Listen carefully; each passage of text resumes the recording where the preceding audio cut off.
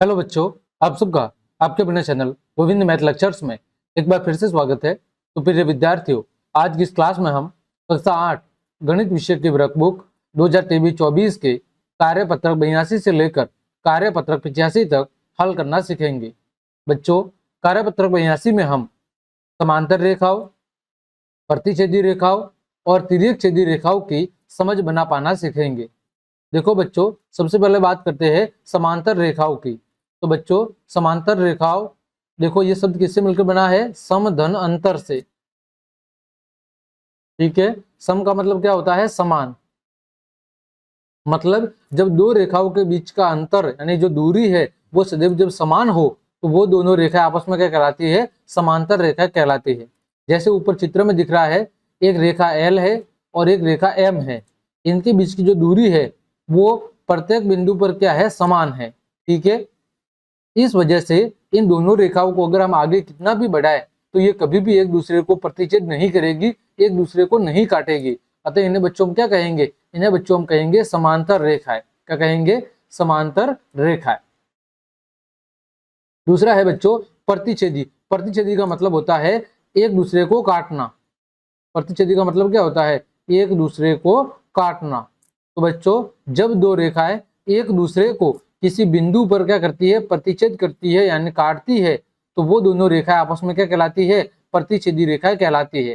जैसे यहाँ पर रेखा ए और रेखा बी दोनों एक दूसरे को बिंदु ओ पर क्या कर रही है? प्रतिच्छेद कर रही है। तो ये दोनों रेखाएं आपस में क्या कहलाएगी? प्रतिच्छेदी रेखा। और जो ये बिंदु ओ है ये क्या कहलाएगा? प्रतिच्छेदी बिंदु। क्या कहलाएगा बच्चों? प्रतिच्छेदी बिंदु कहलाएगा। ठीक है, अगला है तिर्यक छेदी रेखा। तो बच्चों, जब दो रेखाओं को एक तीसरी रेखा, यहाँ पर दो रेखा है ए और बी, इनको एक तीसरी रेखा समझ लीजिए एम, ये इन दो रेखाओं को दो अलग अलग बिंदुओं पर क्या कर रही है? प्रतिच्छेद। एक बिंदु समझ लीजिए पी है, एक क्यू है। तो ये जो एम रेखा है ये कहलाती है बच्चों तिर्यक छेदी रेखा। यानी एक ऐसी रेखा जो दो रेखाओं को अलग अलग बिंदुओं पर क्या करती हो? प्रतिच्छेद करती हो, वो कहलाती है तिर्यक छेदी रेखा। ठीक है, देखो बच्चों, पहला प्रश्न आपके सामने दिया हुआ है, क्या नीचे दी गई रेखाएं एक दूसरे को प्रतिच्छेद करेगी? यदि हाँ तो स्केल की सहायता से रेखाओं को आगे या पीछे बढ़ाते हुए प्रतिच्छेद बिंदु बनाइए। देखो बच्चों, पहला प्रश्न है, यहाँ पर दोनों रेखाएं एक दूसरे को इस बिंदु ओ पर क्या कर रही है? प्रतिच्छेद कर रही है। तो हम कहेंगे हाँ, ये एक दूसरे को प्रतिच्छेद कर रही है। और प्रतिच्छेदी बिंदु क्या हो जाएगा बच्चों? प्रतिच्छेदी बिंदु हो जाएगा ओ। क्या होगा बच्चों? ओ हो जाएगा आपका प्रतिच्छेदी बिंदु। ठीक है, दूसरे प्रश्न में बच्चों देखो, इन दो रेखाखंड को जब हम आगे बढ़ाएंगे बच्चों, तो इस रेखा को जब हम आगे बढ़ेंगे तो ये दोनों क्या करेगी? एक दूसरे को किसी बिंदु पर प्रतिच्छेद करेगी। तो ये वाला बिंदु है वो हो जाएगा आपका प्रतिच्छेदी बिंदु, और ये आपस में प्रतिच्छेदी रेखाएं है, अतः इन्हें कहेंगे हाँ, ये प्रतिच्छेदी रेखाएं है। तीसरा बच्चों देखो, ये दोनों रेखाएं आपस में कैसी है? समांतर रेखाएं। कैसी है बच्चों? समांतर रेखाएं। और समांतर रेखाओं को अगर हम आगे कितना भी बढ़ा दे तो वो एक दूसरे को प्रतिच्छेद नहीं करेगी। तो यहाँ पर हम लिखेंगे नहीं, कि ये दोनों प्रतिच्छेदी रेखाएं नहीं है। आगे बच्चों, प्रश्न संख्या 4। यहाँ पर देखो बच्चों, जब आप इनको आगे बढ़ाओगे है ना, तो ये दोनों क्या करेगी? एक दूसरे को प्रतिच्छेद करेगी। देखो बच्चों, यहाँ पर जब आप पीछे की तरफ बढ़ाओगे तो ये कहीं ना कहीं एक दूसरे को क्या करेगी बच्चों? प्रतिच्छेद करेगी। ठीक है, इस बिंदु का नाम दे देते हैं ओ। तो हम कहेंगे हाँ, ये क्या है? ये प्रतिच्छेदी रेखाएं है। आगे बच्चों, प्रश्न संख्या 5। यहाँ पर भी बच्चों हम इस रेखा को जब हम आगे बढ़ाएंगे तो ये कहीं ना कहीं इस रेखा को क्या करेगा? प्रतिच्छेद करेगी। ठीक है, तो यहाँ पर हो जाएगा इसका प्रतिच्छेदी बिंदु ओ। तो हम लिखेंगे हाँ, ये दोनों एक दूसरे को क्या करेगी? प्रतिच्छेद करेगी। ठीक है बच्चों, ये था आपका प्रश्न संख्या 1।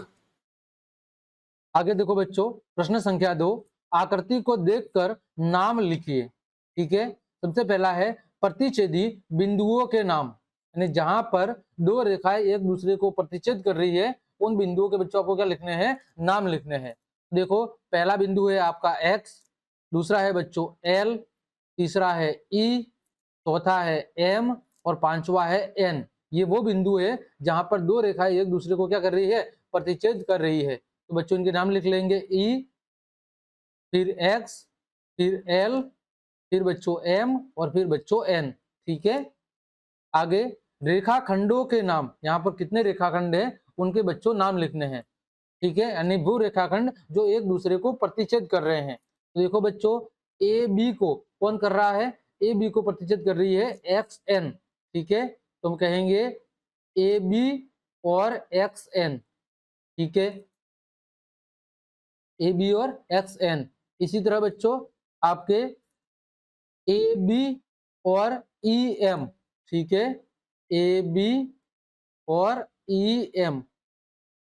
इसी तरह बच्चों आपके एक्स एन, देखो एक्स एन और आपका ई एम, एक्स एन और बच्चों ई एम। ठीक है, देखो बच्चों पहला कौन सा था, ए बी, इसको कौन काट रहा है, एक्स एन। ठीक है, दूसरा है बच्चों ए बी, इसको कौन कौन काट रहा है, ई एम। और तीसरा है बच्चों आपका जो एक्स एन, इसको कौन काट रहा है, ई एम काट रहा है। आगे तीसरा है इसमें प्रतिच्छेदी रेखाओं के नाम। तो बच्चों प्रतिच्छेदी रेखा कौन सी है, एक है आपकी पी रेखा और दूसरी है आपकी क्यू रेखा। तो हम कहेंगे पी और क्यू। ठीक है, अगला है समांतर रेखाएं जो एक दूसरे को नहीं काटेगी। तो देखो बच्चों ए बी और आपके सी डी, इन दोनों के बीच की दूरी क्या होगी, इन दोनों के बीच की दूरी सदैव और सदैव समान होगी। तो ये आपस में कैसी है, ये आपस में समांतर रेखा है। तो बच्चों हम कहेंगे ए बी समांतर किसके हैं, समांतर है सी डी के। दूसरे प्रश्न में बच्चों रेखाखंडों के नाम लिखने हैं। तो रेखाखंड कौन कौन से है बच्चों, देखो पहला है ए बी, फिर है बच्चों आपका बी डी, फिर है बच्चों डी जी, फिर है बच्चों जी आई, फिर है बच्चों आई एच, फिर है बच्चों आपका एच एफ, फिर है बच्चों यहां से एफ सी, फिर है बच्चों सी ए। ठीक है, इसी तरह बच्चों कौन सा है सी आई, ये भी रेखाखंड है, आप चाहो तो ये भी नाम लिख सकते हो, या ए और जी है इनको हम समांतर रेखा में लिख लेंगे। आगे दूसरा है समांतर रेखाखंडों के नाम। तो बच्चों समांतर कौन कौन से हैं, देखो समांतर है बच्चों यहाँ पर ए जी और सी आई। देखो ए जी और सी आई, इनके बीच की दूरी क्या है, इनके बीच की दूरी समान है, तो ये दोनों को एक दूसरे को कभी नहीं काटेगी। तो बच्चों हम लिखेंगे कि यहाँ पर कौन कौन समांतर है, ए जी समांतर किसके हैं, सी आई के। ठीक है बच्चों, दूसरा देखो ए सी, ये वाली रेखाखंड किसके समांतर है, जी आई के। तो ए सी समांतर है जी आई के। तीसरा बच्चों ए बी, देखो ए बी ये किसके समांतर है, ये समांतर है बच्चों एच आई के। किसके समांतर है, एच आई के। तो ए बी समांतर है एच आई के। अगला एक प्रतिच्छेदी रेखा का नाम। तो यहाँ पर प्रतिच्छेदी रेखा कौन सी है, कोई एक आपको नाम लिख देना है। तो बच्चों यहाँ पर बहुत सारी प्रतिच्छेदी रेखा है, आप चाहे तो सब लिख सकते हो। देखो ए जी, कौन सी बच्चों, ए जी। ठीक है, ये किसको प्रतिच्छेद कर रही है, एफ डी को। तो ए जी और एफ डी ये आपस में प्रतिच्छेदी है। दूसरा बच्चों सी आई, सी आई, ठीक है, ये किसको प्रतिच्छेद कर रही है, ये भी कर रही है डी एफ को। तो ये हो गया आपका प्रतिच्छेदी रेखाओं के नाम। आगे बढ़ते हैं बच्चों कार्यपत्रक 83 की तरफ। यहाँ पर बच्चों हम क्या सीखेंगे, यहाँ पर बच्चों हम रेखिक युग्म, आसन्न कोण और सम्मुख कोण यानी शीर्षाभिमुख कोण की समझ बना पाना सीखेंगे। ठीक है बच्चों, तो पहला प्रश्न देखो, निम्न में रेखाओं के नाम लिखते हुए उन रेखाओं में क्या लिखना है, आपको संबंध लिखना है। तो बच्चों यहाँ पर दो समांतर रेखा दी हुई है क्यू और आर, ये दोनों कैसी है बच्चों, ये दोनों समांतर रेखा है। ठीक है, क्योंकि इनके बीच की दूरी कैसी है, समान है। तो लिखा हुआ है दो समांतर रेखाओं क्यू तथा आर को एक तिर्यक छेदी रेखा, तिर्यक छेदी रेखा कौन सी है, पी। ठीक है, ये प्रतिच्छेद बिंदुओं कहां पर प्रतिच्छेद कर रही है, एक तो ओ पर और एक एन पर। तो ओ एवं एन पर क्या कर रही है बच्चों, प्रतिच्छेद कर रही है। ठीक है, इसी तरह बच्चों आपको सेम टू सेम इसके लिए लिखना है। यहाँ पर बच्चों दो समांतर रेखा कौन सी है, ए और बी। और तिर्यक छेदी रेखा कौन सी है बच्चों? आपकी टी। तो हम लिखेंगे बच्चों दो समांतर रेखाओं, दो समांतर रेखाओं ए तथा बी को एक तिर्यक छेदी रेखा, तिर्यक छेदी रेखा जिसका नाम है टी, प्रतिच्छेद बिंदुओं, प्रतिच्छेद बिंदुओं, प्रतिच्छेद बिंदु कौन कौन से हैं? एस और एम, जहां पर क्रॉस कर रही है। प्रतिच्छेद बिंदुओं एस तथा एम पर प्रतिच्छेद कर रही है। ठीक है, यहाँ पर दो समांतर रेखा थी ए और बी, इनको एक तीसरी तिर्यक छेदी रेखा टी दो बिंदु एस और एम पर क्या कर रही है? प्रतिच्छेद कर रही है। आगे बच्चों प्रश्न संख्या 2, आकृति में बने आसन्न कोण, रेखिक युग्म और शीर्षाभिमुख कोणों की पहचान करते हुए नाम लिखिए। देखो बच्चों पहला कोण कौन सा है? रेखिक युग्म। देखो ये एक सरल रेखा है, ठीक है, ये क्या है बच्चों? एक सरल रेखा। और सरल रेखा को एक दूसरी रेखा, समझ लीजिए ये एल है, ये क्या कर रही है? प्रतिच्छेद कर रही है। इसको बच्चों अगर हम आगे बढ़ाएंगे देखो यहाँ पर, तो ये क्या करेगी? ये इसको प्रतिच्छेद कर रही है, यानी कहीं ना कहीं काट रही है। तो जहां पर ये काट रही है उस प्रतिच्छेद बिंदु पर बनने वाले कुल कोणों का जो योग है वो कितना होता है? 180 डिग्री। इसलिए इसको कहते हैं रेखिक युग्म। ठीक है बच्चों, ये एक सरल रेखा है और यहाँ पर एक तीसरी रेखा इसको क्या कर रही है? काट रही है, एल रेखा। तो यहाँ पर ये जो दो कोण बन रहे हैं, कोण ए और कोण बी, तो हम लिखेंगे कोण ए प्लस कोण बी बराबर 180 डिग्री। इन दोनों कोणों का योग कितना होगा? 180 डिग्री होगा। क्योंकि बच्चों एक सरल रेखा कितने का कोण बनाती है? एक सरल रेखा, समझ लीजिए मैंने सरल रेखा खींची ये वाली, तो ये इस पर किसी भी बिंदु पर जो बनने वाले कोणों का योग होगा यहाँ पर वो कितना होगा? 180 डिग्री। इस वजह से इसको क्या कहते हैं? रेखिक युग्म कहते हैं। ठीक है बच्चों, दूसरा देखो, दूसरा कोण है आपका वो है शीर्षाभिमुख कोण। कौन सा कोण है? शीर्षाभिमुख कोण। देखो ये क्या होता है? शीर्षाभिमुख कोण। तो बच्चों जब दो रेखाएं ए और बी, जब दो रेखाएं एक दूसरे को किसी बिंदु पर प्रतिच्छेद करती है, यहाँ पर देखो बिंदु ओ पर क्या कर रही है? प्रतिच्छेद कर रही है। तो इस प्रतिच्छेदी बिंदु के दोनों तरफ बनने वाले जो कोण है वो आपस में कैसे होते हैं? बराबर होते हैं। तो बच्चों यहाँ पर क्या है कि जब दो रेखाएं एक दूसरे को किसी प्रतिच्छेदी बिंदु पर क्या करती है? प्रतिच्छेद करती है, तो उस प्रतिच्छेदी बिंदु के दोनों तरफ बनने वाले कोणों का मान क्या होता है? आपस में समान होता है और ये दोनों एक दूसरे के बिल्कुल सामने स्थित होते हैं। इस वजह से इन्हें कहा जाता है शीर्षाभिमुख कोण। ठीक है, ऐसा नाम किस लिए दिया गया है? क्योंकि दोनों कोण एक दूसरे के बिल्कुल सामने स्थित होते हैं, इस वजह से इसे कहा जाता है शीर्षाभिमुख कोण। अगला है बच्चों आसन्न युग्म। देखो बच्चों यहाँ पर आसन्न युग्म का मतलब है कि जो कोण x है और जो बच्चों कोण y है इनके अंदर एक भुजा उभयनिष्ठ है। देखो बच्चों ये वाली जो भुजा आपको दिख रही है, जैसे मैंने इसको कहा ये O बिंदु है और इसको दे दिया OA, तो बच्चों जो ये OA भुजा है, ये OA भुजा दोनों कोण के अंदर मौजूद है। इस पहले वाले कोण में भी O भुजा OA है और दूसरे वाले कोण में भी OA भुजा शामिल है। तो ऐसी भुजा जो दोनों कोने के अंदर उभयनिष्ठ होती है तो वो कहलाती है उभयनिष्ठ भुजा, और उसके दोनों तरफ बनने वाले जो कोण हैं वो कहलाते हैं आसन्न कोण। क्या कहलाते हैं बच्चों? आसन्न कोण या आसन्न युग्म कोण। ठीक, आगे बढ़ते हैं। यहाँ पर देखो बच्चों एक सीधी रेखा दी गई है और सीधी रेखा को एक दूसरी रेखा प्रतिच्छेद कर रही है, तो ये कौन सा युग्म होगा? ये बच्चों रेखिक युग्म होगा। दोनों कोण कितने के हैं? 90-90 डिग्री के, और दोनों कोणों का योग कितना होगा? 180। तो ये बच्चों क्या होगा आपका? रेखिक युग्म। ठीक है, इसी तरह अगला देखो, यहाँ पर ये बिंदु O है, यहाँ पर A भुजा है, ये दोनों कोणों के अंदर उभयनिष्ठ है, कोण 5 में भी और कोण 6 में भी। तो ये कौन सा होगा? आसन्न कोण युग्म। क्या होगा बच्चों? आसन्न कोण युग्म।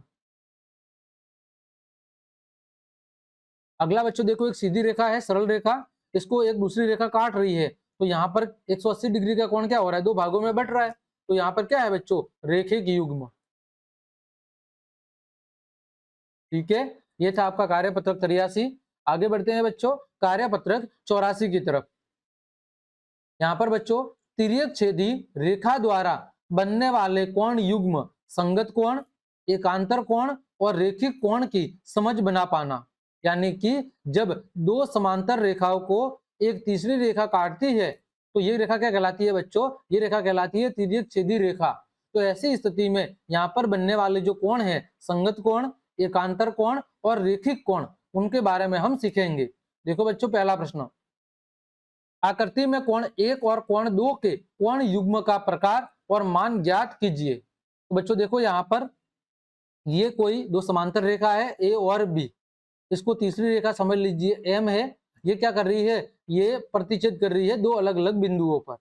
ठीक है, तो यहाँ पर देखो जो कोण 1 है वो भी इसके बाहर की तरफ बन रहा है और कोण 2 है वो भी कहां पर बन रहा है, बाहर की तरफ। तो ये दोनों कोण आपस में क्या कहलाएंगे, संगत कोण। क्या कहलाएंगे बच्चों, दोनों कोण आपस में कहलाएंगे संगत कोण।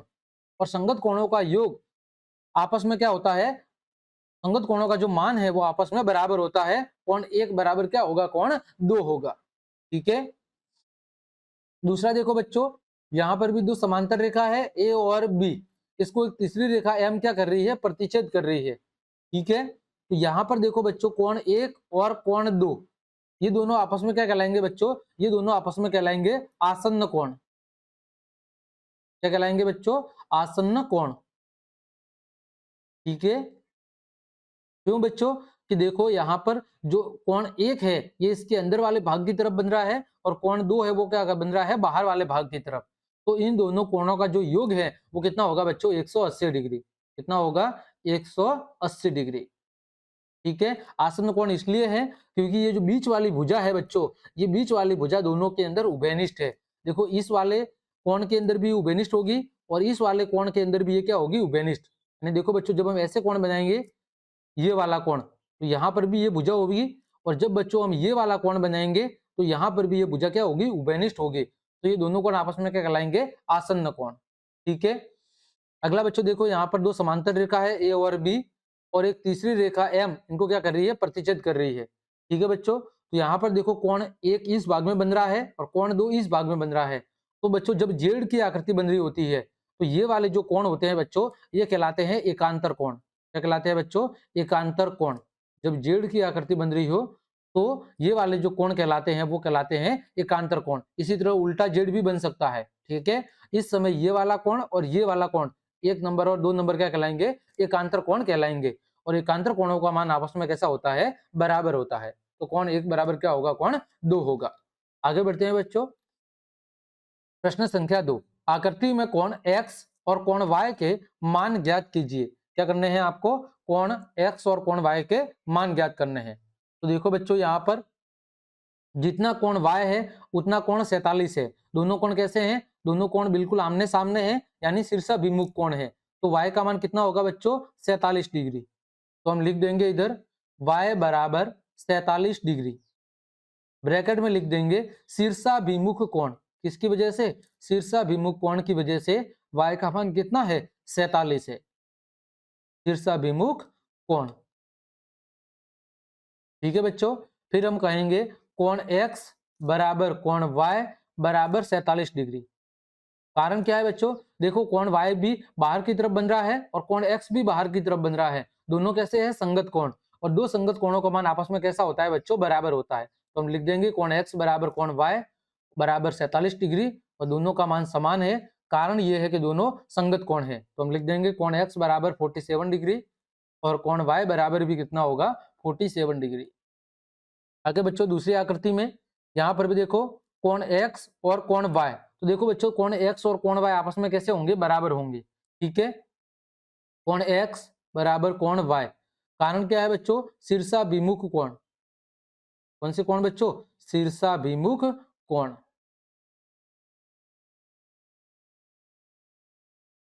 ठीक है, फिर बच्चों देखो ये कितना है, 100 डिग्री। तो बच्चों ये कितना होगा, 80 डिग्री। और ये 80 डिग्री है बच्चों, तो ये भी कितना होगा, 80 डिग्री। कारण क्या है, एकांतर कोण। ठीक है, तो बच्चों हम कहेंगे कि 80 डिग्री बराबर कोण x। कारण क्या है बच्चों, हम लिखेंगे एकांतर कोण। कौन सा कोण बच्चों, एकांतर कोण, क्योंकि यहाँ पर देखो उल्टा जेड बन रहा है ना, कुछ इस तरह। तो जितना कोण ये है ये 80 डिग्री है, तो ये भी कितना होगा बच्चों, 80 डिग्री।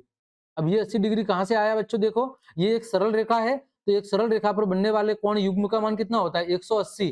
तो ये 100 है, तो 100 है तो ये कितना होगा, 80 होगा। 180 में से जब बच्चों आप 100 को घटा दोगे तो ये वाला कोण कितना आएगा, 80 डिग्री। और ये 80 है तो x भी कितना होगा, 80 डिग्री। तो हम लिखेंगे कोण x बराबर 80 डिग्री, और जितना x है उतना का उतना क्या होगा, y होगा, क्योंकि दोनों कोण कैसे हैं, शीर्षाभिमुख, बिल्कुल आमने सामने बन रहे हैं। ठीक है, तो कोण y भी बराबर कितना होगा, 80 डिग्री। आगे बढ़ते हैं बच्चों कार्यपत्रक 85 की तरफ। देखो बच्चों कार्यपत्रक 85 में हम सीखेंगे पूरक कोण क्या होते हैं और संपूरक कोण। बच्चों पूरक कोण का मतलब क्या होता है, पूरक कोण का मतलब होता है वे दो कोण जिनकी योग कितना होता है, 90 डिग्री। कोण ए प्लस कोण बी बराबर 90 डिग्री, यानी ऐसे दो कोण युग्म जिनकी जोड़ कितनी होती है, 90 डिग्री होती है, वो आपस में कहलाते हैं पूरक। जैसे मैंने कहा एक 60 डिग्री तो दूसरा इसका पूरक कितना होगा, 30 डिग्री, क्योंकि दोनों को जोड़ने पर कितना आता है, 90 डिग्री। फिर दूसरा है संपूरक कोण। बच्चों संपूरक कोण वे होते हैं वे दो कोण जिनका योग कितना होता है बच्चों, 180 डिग्री, वे आपस में क्या कहलाते हैं, संपूरक। जैसे बच्चों मैंने कहा 120 डिग्री का संपूरक कितना होगा, तो वो होगा 60 डिग्री, क्योंकि दोनों को जोड़ने पर कितना आना चाहिए, 180 डिग्री। ठीक है, देखो बच्चों पहला प्रश्न, पूरक कोण संबंधी अवधारणा। पूरक कोण का मतलब क्या है, दो कोणों का योग कितना होना चाहिए, 90 डिग्री। कोण ए बराबर कोण बी, कोण ए प्लस कोण बी बराबर 90 डिग्री। तो देखो यहाँ पर एक 40 है तो दूसरा कितना होगा, 50, क्योंकि 40 और 50 को जोड़ने पर कितना आना चाहिए, 90 आना चाहिए। यहाँ पर देखो दोनों कितने हैं, 50 और 50, तो देखो 50 डिग्री प्लस 50 डिग्री कितना हो जाएगा, 100 डिग्री। तो ये तो 90 से ज्यादा है, तो बच्चों हम कहेंगे ये पूरक कोण नहीं है। ठीक है, आगे बच्चों दूसरा प्रश्न है, निम्नलिखित कोण का संपूरक कोण ज्ञात करो। मतलब कोण ए प्लस कोण बी बराबर 180 डिग्री। देखो यहाँ पर पहला कोण 105 डिग्री है तो दूसरा कितना होगा, 75 डिग्री। यहाँ पर देखो बच्चों एक 75 है दूसरा 50 है, दोनों को जोड़ेंगे 75 डिग्री प्लस 50 डिग्री कितना हो जाएगा, ये हो जाएगा बच्चों 7 और 5 12 यानी 125 डिग्री। तो क्या इनका योग 180 के बराबर है, नहीं है, तो ये संपूरक कोण नहीं है। ठीक है, आगे बच्चों निम्नलिखित कोणों के पूरक और संपूरक कोण लिखिए। पहला है 28 डिग्री, तो बच्चों 28 डिग्री का पूरक कोण क्या होगा, आपको 90 में से 28 घटाना है। 90 में से 28 घटा दोगे बच्चों तो कितना आ जाएगा, 62 डिग्री। आपको संपूरक ज्ञात करना है तो क्या करना पड़ेगा, 180 में से कितना घटाना पड़ेगा, 28। तो 180 में से 28 को घटाओगे कितना आएगा, 152 डिग्री। ठीक है, फिर बच्चों 11 डिग्री का पूरक कोण क्या होगा, 79, क्योंकि 11 और 79 को जोड़ोगे तो कितना आएगा, 90। फिर 11 का संपूरक क्या होगा, 169, 169 के साथ 11 को जोड़ोगे तो कितना आएगा, 180। अगला है 79, 79 का पूरक कोण कितना हो गया, 11। ठीक है, 11 और 79 को जोड़ोगे तो कितना आएगा, 90। 79 का संपूरक कोण कितना होगा, 101 डिग्री। 101 में 79 जोड़ोगे कितना हो जाएगा, 180। अगला 45 डिग्री, 45 का पूरक कोण कितना होगा, 45, क्योंकि 45 और 45 को जोड़ेंगे तो 90। अगला संपूरक, तो बच्चों 45 में कितना जोड़ेंगे, 135 डिग्री जोड़ेंगे तो कितना आ जाएगा, 180। ठीक है बच्चों, तो इस तरह बच्चों हमने आपकी गणित विषय की वर्कबुक के कार्यपत्रक 82 से लेकर कार्यपत्रक 85 तक सभी को बहुत अच्छे से हल करा दिया है। उम्मीद करता हूं सभी प्रश्नों के उत्तर आपको अच्छे समझ में आए होंगे। तो क्लास देखने के लिए आप सभी का धन्यवाद। यदि आपको मेरी क्लास और मेहनत पसंद आई है तो बच्चों लाइक कमेंट शेयर और सब्सक्राइब जरूर करें। आज के लिए इतना ही। जय हिंद, जय भारत।